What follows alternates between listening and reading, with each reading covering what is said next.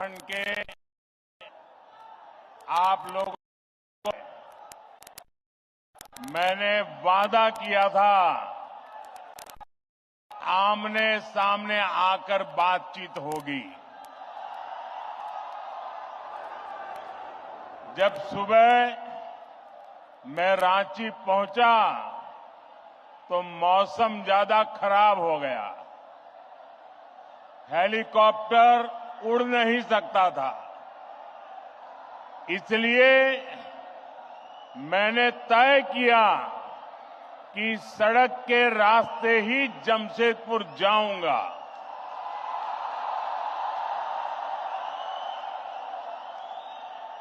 रास्ते भर बारिश भी अपने आशीर्वाद बरसा रही थी और भीगते हुए लोगों को पहले पता नहीं था कि मैं जाने वाला हूं, लेकिन जैसे जैसे रास्ते में लोगों को पता चलने लगा,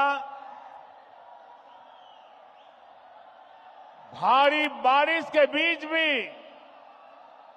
हाथ में झंडा लेकर के लोग पूरे रास्ते में खड़े थे, स्थान स्थान पर खड़े थे। ये प्यार, ये आशीर्वाद मेरे जीवन की बहुत बड़ी पूंजी है। साथियों, बारिश कितनी ही तेज क्यों न हो, रुकावटें कितनी ही ज्यादा क्यों न हो, लेकिन कोई भी रुकावट मुझे आपसे अलग नहीं कर सकती है। मैं आपके दर्शन किए बिना वापस नहीं जा सकता हूं और इसलिए बाय रोड भी मैं आपके दर्शन करने के लिए पहुंच गया। साथियों, क्रांति और बलिदानों की ये धरती भगवान बिरसा मुंडा के तप, त्याग और आशीर्वाद की धरती,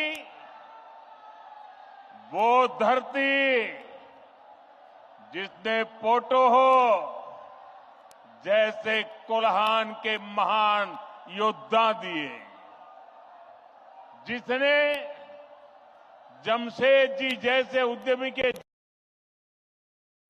आजाद भारत के सपनों को सींचा था। मैं झारखंड की इस महान धरती को प्रणाम करता हूं। साथियों, आज झारखंड के हजारों गरीबों, इनमें से ज्यादातर घर मेरी माताओं बहनों के नाम पर है।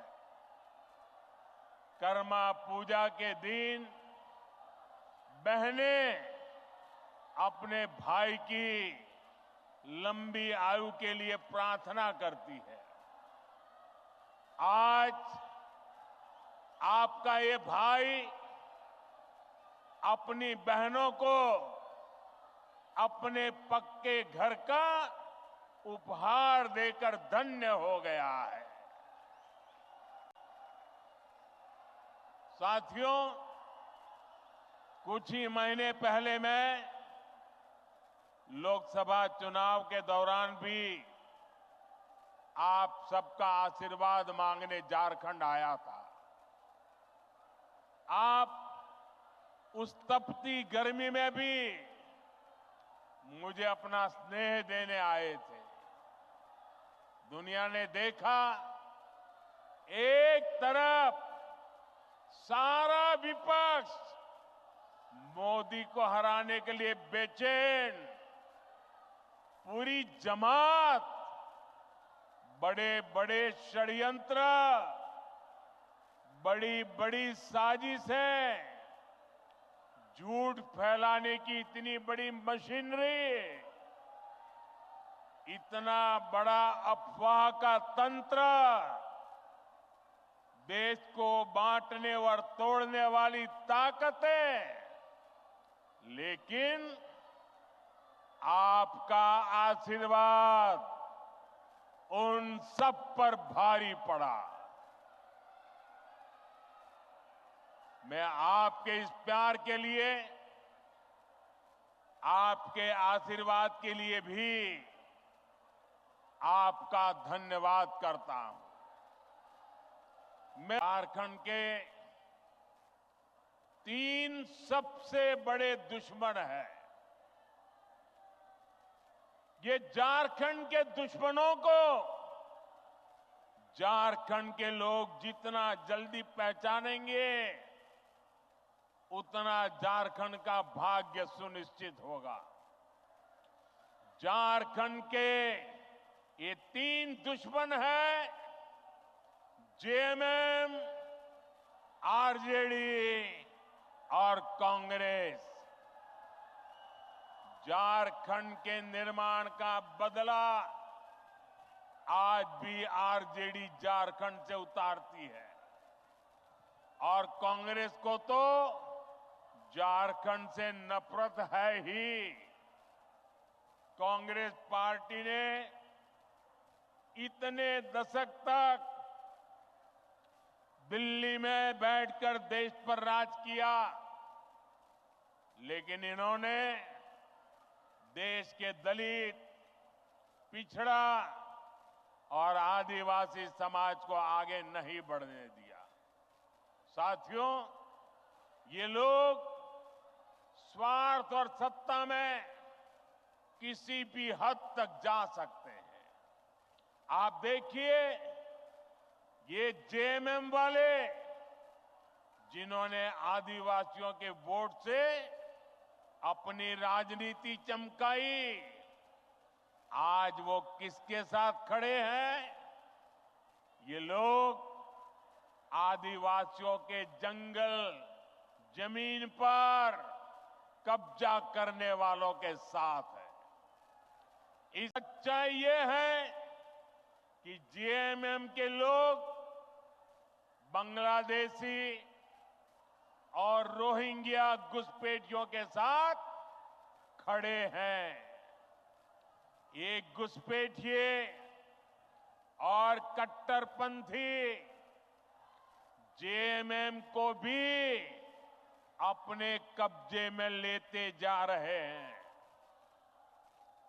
इनके लोग झारखंड मुक्ति मोर्चे के भीतर भी घुस गए हैं। जानते हैं ऐसा क्यों हुआ? क्योंकि जेएमएम में कांग्रेस का भूत घुस गया है।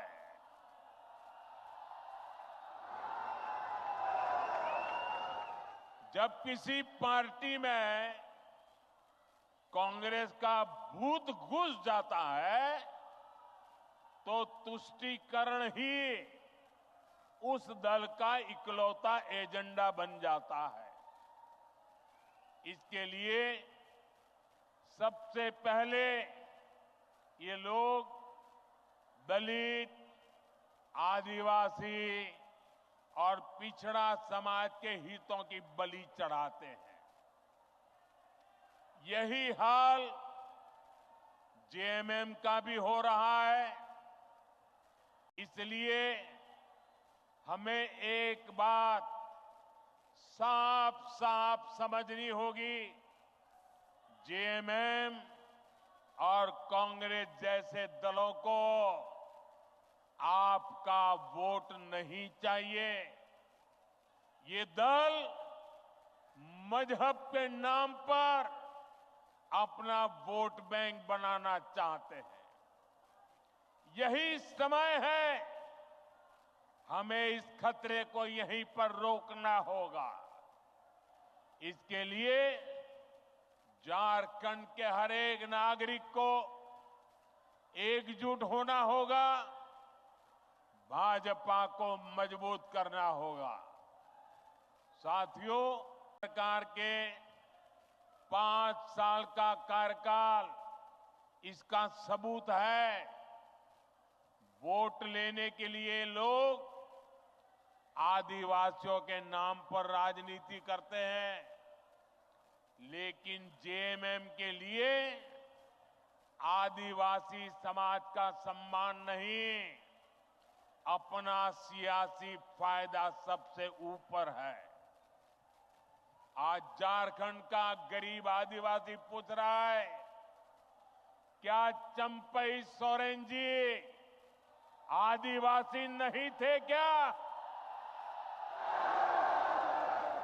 क्या वो एक गरीब परिवार से नहीं आते थे क्या? लेकिन जिस तरह उन्हें अपमानित किया गया, जिस तरह मुख्यमंत्री की कुर्सी कब्जाने के लिए उन्हें अपमानित करके हटाया गया, उससे झारखंड के हर गरीब आदिवासी का दिल गहरी चोट पहुंची है, दुख से भरा हुआ है। सीता सोरेन जी तो उनके ही परिवार, अपने ही परिवार से थी, लेकिन एक महिला होने के बावजूद उन्हें अपमानित और बेदखल किया गया। इसका जवाब झारखंड का हर आदिवासी देगा। झारखंड की हर माता, हर बहन, हर बेटी देगी।